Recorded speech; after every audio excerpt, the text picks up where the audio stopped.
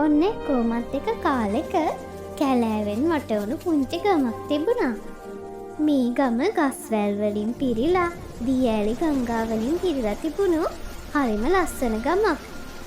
ඉතින් මේ ගමේ ගොඩක් පවුල් ගොවිතැන් කරලා ජීවත් වුණත් කාලයක් යද්දි නගරෙන් ගමට ආපු ලීවෙලෙන්දෙක් නිසා ගොවිතැන ඇතෑරලා ගස් කපල ජීවත් වෙන්න ගමේ මිනිස්සු පුරුදු වුණා.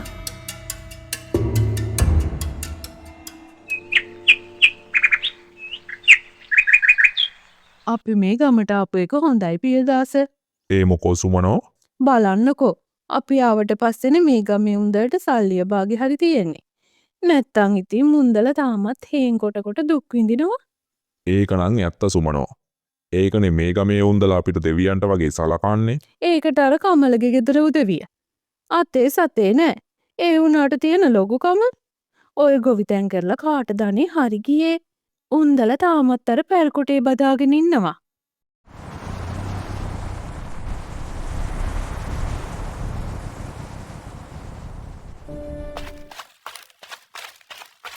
අම්මේ ඔයා කෝ? මොකෝ දරුවෝ මම මේ කුස්සියේ. අම්මේ අදත් අර සුමන නැන්දලා ලොකු ලීලොරියක් අරගෙන ගියා. ඉතින් අපිට මොකෝ දරුවෝ? ඒක එයාලගේ රස්සාවනේ. නෑ අම්මේ එයාලට සල්ලි ගොඩක් ලැබෙනවනේ. ඉතින් එයි අපිට බැරි ලී කපල ජීවත් වෙන්න. චුට්ටි පුතේ කෝ එන්නකෝ මන් ළඟට. මෙන්න මෙතනින් වාඩි වෙන්නකෝ. ඇයි අම්මේ? ඔයා දන්නවද පුතේ මේ ගස්වැල් වලින් අපිට මොනවද ලැබෙන්නේ කියලා? සල්ලි ලැබෙනවනේ අම්මේ. නෑ පුතේ අපිට සල්ලි වලට වඩා වටින දේවල් මේ ගස්වැල් වලින් ලැබෙනවා. සල්ලි වලටත් වඩා වටින දේවල් තියෙනවද අම්මේ? අපි ජීවත් වෙන්නේ හුස්ම ගන්න මේ ගස්වැල් නිසා. අපිට වතුර ලැබෙන්නේ මේ ගංගා දියඇලි ලස්සනට ගලාගෙන යන්නේ මේ ගස්වැල් නිසා. අර ඈත පේන කඳු වැටිය අර වගේ ලස්සනට ආරක්ෂා වෙලා තියෙන්නේ ඇයි කියලා දන්නවද පුතේ? මේ ගස්වැල් වල මුල් වලින් ඒ කන්දේ පස ආරක්ෂා කරගෙන ඉන්න නිසා. එතකොට අම්මේ ගස් නැති වුණොත් අපිට ජීවත් වෙන්න බෑ නේද? බෑනේ පුතේ. මේ ලස්සන කැලෑ විනාශ කරලා අපි කොච්චර සල්ලි හෙව්වත් වැඩක් නෑනේ. පුළුවන් හැම වෙලාවෙම අපි එක ගහක් හරි වවමු චුට්ටි. හැම මොහොතෙම පැලවලට වතුර දාමු. එතකොට යාලත් ආරක්ෂා වෙලා අපිවත් ආරක්ෂා කරනවනේ.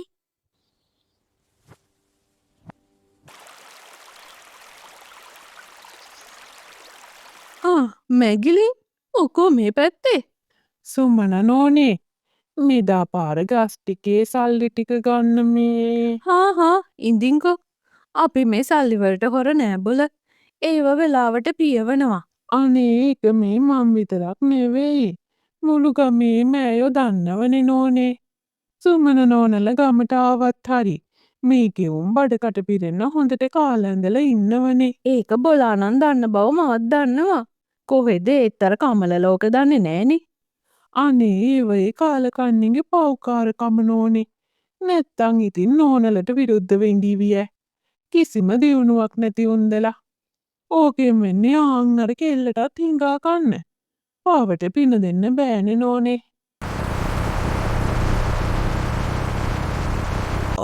සිරිපාල ළමයෝ මේ කොහේ යනවද? මම මේ හේන පැත්තට යනවා සියාතුමා මේ.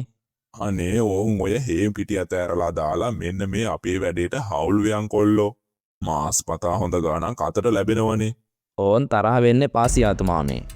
ඔය පව්කාර වැඩේට වඩා මට මේ හිඟන ගොවිතැන වටිනවා. මන් දන්නවා මාම මට කතා කරේ මට හිතවත්කමට කියලා. ඒත් මං ඔය වැඩේට නම් මනාප නෑ මාමේ. කොහෙද? බොලාගෙත් මහකොමනේ. ඔහොම ඉදලා ගමේම කොන් වුණාම බොලාට තේරෙයි. හා එදාට බලමුකෝ මාමේ. මට පරක්කු වෙනවා. මං ගිහින් එන්නම්. හේ මතාවියට නම් කියලා තේරුමක් නෑ.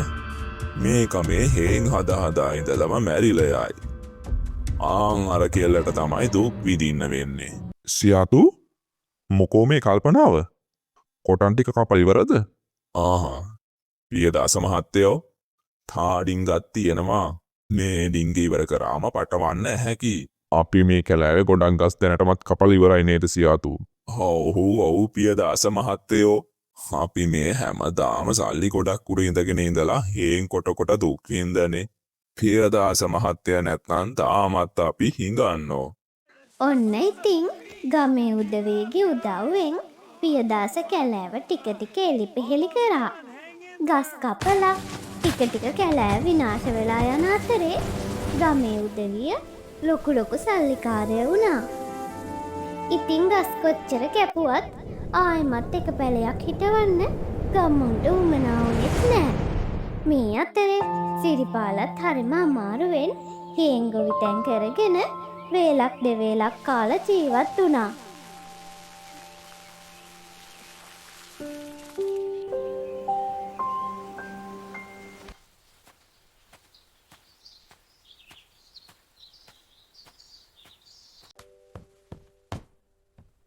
මොකෝ හේමේ තරහ අරගෙන? මං හේනට යද සියාතු මාමා හම්බුණා. ඉතින් මොකද උනේ? ඔහෙට ඔච්චර තරහ ගන්න තරම්? උන්දල හිතාන් ඉන්නේ මගේ මේ ගොවිතැන හිඟන රස්සාවක් කියලා. උන්ද මටත් ගස් කපන්න එන්නලු. උන්දගේ වයස ගැන හිතලා මං ගොඩක් ඉවසුවා. තාව මොනවා හරි කියාගෙන ආවනම් මං හොඳ දෙකක් කියලා එන්නේ. ඔය මිනිස්සු එක්ක පැටලෙන්න යන්න එපානේ. දන්නවනේ මුළු ගමම පියදාස මහත්තයට ලැබී කියලා. අපිට මේ ගමේවත් ඉන්න දෙන එකක් නෑ. ඕවට කතා කරලා. හැම දෙයකම කරබාගෙන ඉවසගෙන ඉන්න මට පුරුද්දක් නෑ කමලෝ. මේ අගේට ලස්සනට තිබුණු කැලෑව කපලා මොන්දලා එක කාන්තාරයක් කරනවා. සතාසිව් බාවට ඉන්න තැනක්වත් නෑ දැන්. හෙට අනිද්ද වෙද්දි මොන්දලගේ පව් අපිටත් ගෙවන්න වෙයි. තාත්තේ අපිට බැරිද ගස් හිටවන්න? පියදාස මාමල කපපු කැලේ ඇතුළෙම හිටවන්න නම් පුළුවන් පුතේ. කෝ ඒවට වතුර. මේ වහින කාලයක් වුණා නම් මං හරි ගිහින් ඕක කරලා. මේ පායන කාලේ පැල හිටවලා තේරුමක් නෑනේ පුතේ.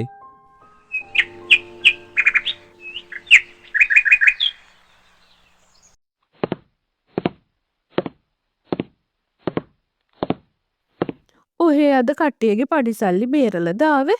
ඔව් සුමනෝ, මේ දාපොටේ කදන් ටික නම් උඩින්ම ලාභයි. හොඳ මෝරච්ච ගස් ටිකක් කපා ගත්තේ. මේ ගමේ උන්දලට ඕවගේ වෙනස ගානක් නෑනේ. මං ඉතින් වෙනද දෙන ගානම දුන්නා. මට නම් ඉහටත් උඩින් ලාභයි. මීයක් කඩන්නේ අත පිහද ගන්න නෙවෙයිනි පියදාස. අනිත් එක උන්දලට ඔය දෙන ගානත් වැඩි. එන් අදහද හිටියනම් තාම උන්දල දුක් විඳිනවනේ.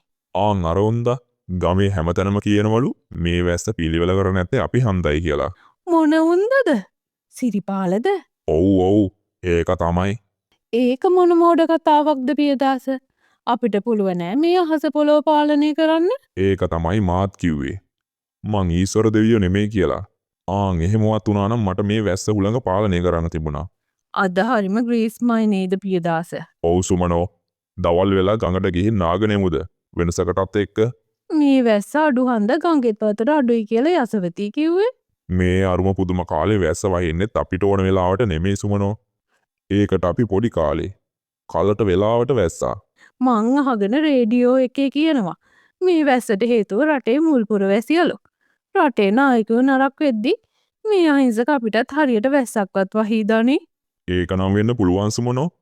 ඔය උන්දපත් උනත් හරි මේ ගමේ තිබුණ සල්සාර ගතියක් නැත්තරම නැති වෙලා ගියානේ. අන්තිමට මේ රටේ කරුම අපිට ගෙවන්න වේද මන්දා. ඔන්න ඉතින් ලස්සනට තිබුණු සුමනලයි ගමට ටික ටික ඉඩෝරය පටන් ගත්තා. සුමනලගේ පවුලේ අය වගේම ගමේ උදවියත් මේ නියඟයට හේතුව රටේ පාලකයන්ට බාර දුන්නා. සිරිපාලත් කොච්චර ගස්සැල් වලට ආදරය කරත් ඒව පණ වගේ රැකගත්තත් මේ නියඟෙන් දඩුවම් වින්දා. කාලයත් හිමිහිට ගෙවිලා ගියා. ගමේ උදවිය එකා දෙන්න ගම ඇතෑරලා යන්න පටන් ගත්තා.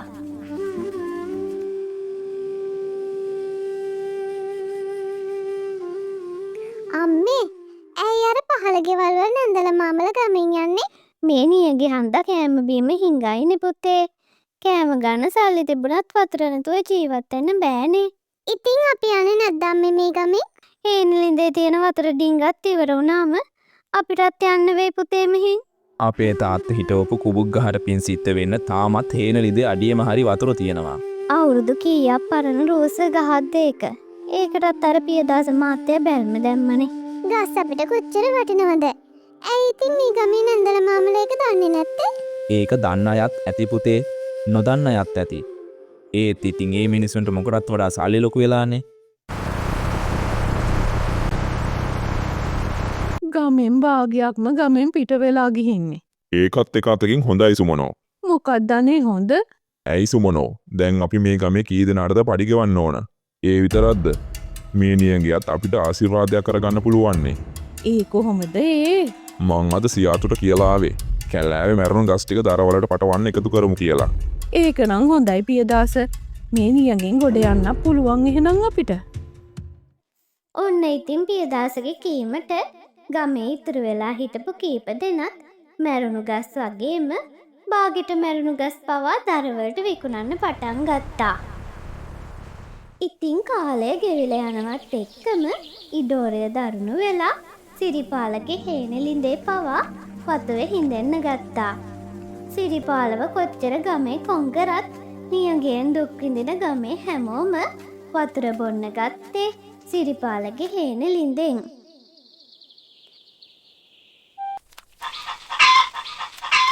ඕන්න කමවල මේ ලින්දෙත් වතුර කඳුලයි දැන් තියෙන්නේ. දෙයනේ ඒ පිහිටත් අපිට දැන් ඉතුරු නැද්ද? කුබුත් ගහෙත් හොඳටෝම කොළ හැලිලා. මේ ගහත් මැරුණොත් මේ වතුර පොදත් වාෂ්ප වෙලාම යයි. අනේ අපි මේ ගමේ යමුකෝ තාත්තේ. මට නම් මේ තවත් ඉන්න බෑ. මේ ගමෙන් ගිහින් කොහේ යන්නද පුතේ අපි? වැස්සක් වහිනකම් අපි ටිකක් ඉවසලා බලන් ඉමුකෝ. කොහේ වහින්නද සිරිපාලා ආයේ? අර බාගෙට මෙරීගෙන යන ගස් ටිකත් අර උන්දල දරට පටවනකොට. ඉතින් ඒව කැපුවට කමක් නෑනේ අම්මේ. ඒ මැරුණු ගස්නේ. අනිත් එක වහින්න නැතුව බාගෙට මැරුණු ගස් තිබුණත් වැඩක් නෑනේ. පුතේ බාගෙට මැරුණු ගහක් කිව්වට මේ ගහ අපිට පේන කොටස විතරක් නෙමෙයි තියෙන්නේ. කොළ හැලිලා අතු එක දෙක මැරුණට මේ ගස් තරාගෙන ලොකු මුල් ගොඩක් පොළොව යට තියෙනවා. ඉතින් හදිස්සියේ හරි පොද වැස්සක් වැටුනොත් මේ ගස් පන ගහලා එනවා ආයේ. අනේ එහෙනම් මේ ගස් කපන්නේ අපරාධනේ තාත්තේ. අපි මේ ගැන ගමේ මාමල නන්දලට කියමුකෝ. අපි කිව්ව කියලා මේ මිනිස්සු ඕව නතර කරන්නේ නෑනේ පුතේ. ඔන්න ඉතින් අම්මගෙන් තාත්තගෙන් නියඟය ගැන ගස්වල වටිනාකම ගැන ඉගෙන ගත්ත චුට්ටි ගමේ හැම ගෙදරකටම ගිහින් මේ ගැන පැහැදිලි කරා. සල්ලි ගැන විතරක් හිතලා තීරණ ගත්ත ගමේ මිනිස්සු චුට්ටිට බැනලා එලව ගත්තා. ඒත් එතනින් අතර නොවුණු චුට්ටි සුමනලගේ ගෙදරටත් ගියා. අනේ මේ ළමයෝ මහා උන්දලගේ පණ්ඩිතකම ඉහට ගහලද ඔහෙත් මෙතන වැඩි හිටියන්ට උපදෙස් දීදී යන්නේ? අනේ නෑ නන්දේ. අපි තව ගස් කැපුවොත් අපිට මේ ගමේ ඉන්නත් බැරි වෙයි.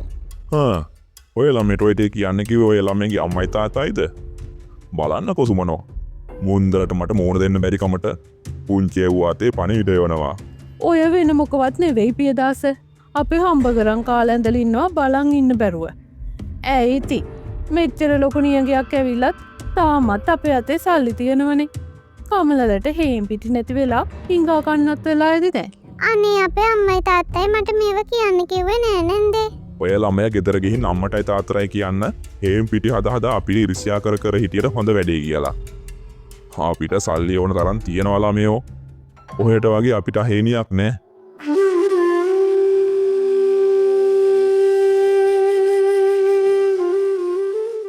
හැමෝම ගමෙන් යනවා සිරිපාල.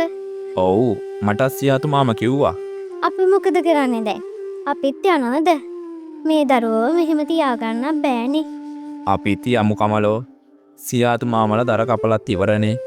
ඒකයි ඔය උන්දලත් යන්න හදන්නේ. උන්දලට නම් සල්ලි තියෙනවනේ. සල්ලි මොකටද කමලෝ මේ ගමට මෙච්චර විනාශයක් කරාට පස්සේ ගමෙන් භාගයක් ගම ඇත ඇරලා ගියා. ඉතුරු භාගෙනුත් ටිකක් වතුර නැතුව අකාලේ මිය ගියා. ඉතින් කෝ උන්දල ගස් විකුණලා ගත්ත සල්ලි වලින් වැඩක් වුණාද කියන්නකෝ. උන්දලට වෙන දිහාවකට ගියාම ඒ සල්ලි වලින් සැපට ජීවත් වෙන්න බැරිය.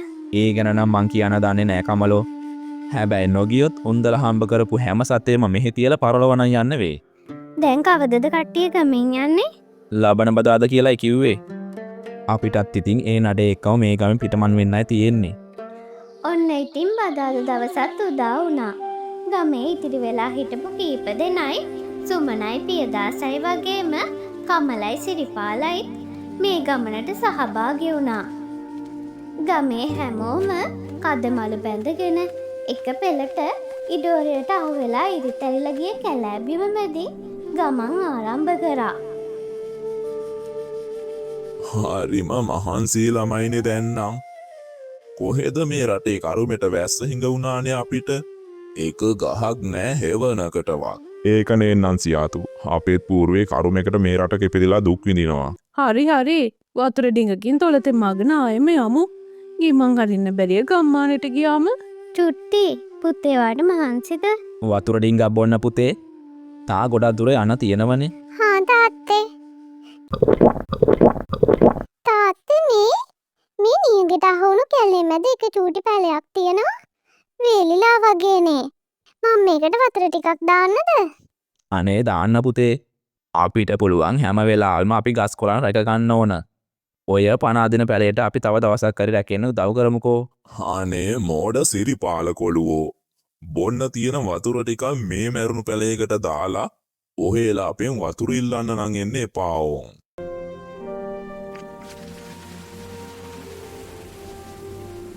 තාත්තේ මේ බලන්නකෝ දෙවියනේ. මේක නම් හිතා ගන්න බෑ. මේ පැලේ ලොකු ගහක් වුණානේ. මොනවා මේක නම් මහ පුදුමයක් නේ.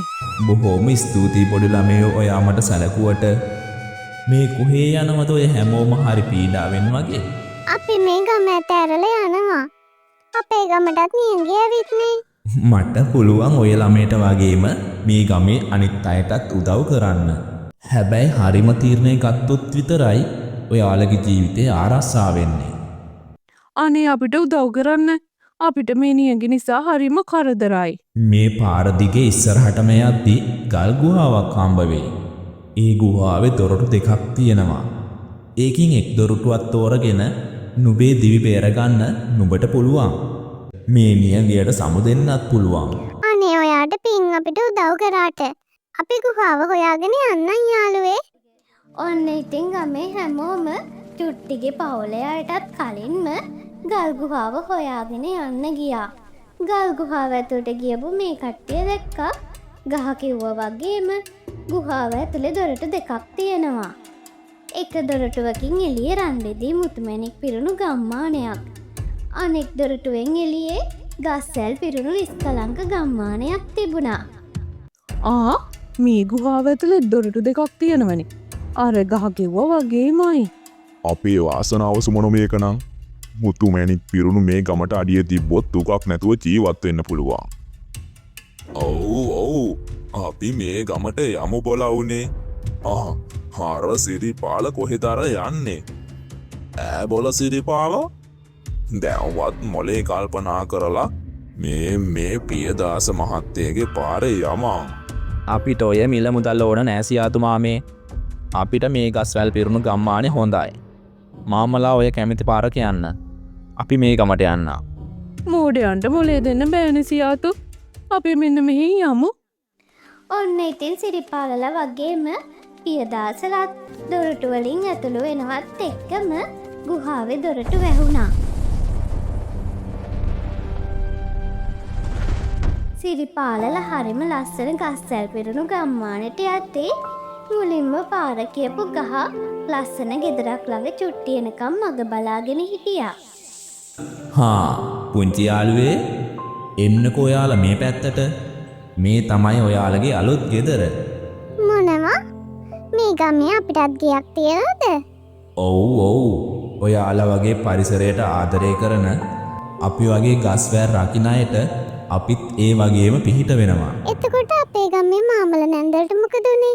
එයාටත් ලස්සන ගෙවල් ලැබෙන්නේ නැති නේද? අපෝ නෑ ළමයෝ.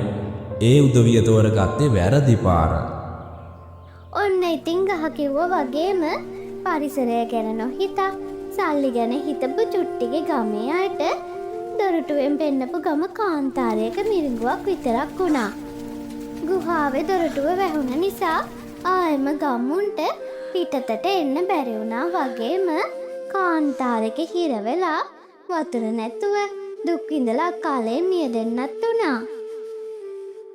පරිසරයට ආදරය කරලා ගස්සැල් වලට පණ දුන්න නිසා චුට්ටිලත් ලස්සන ගම්මානක හරිම සතුටෙන් හැමදාමත් ජීවත් වුණා.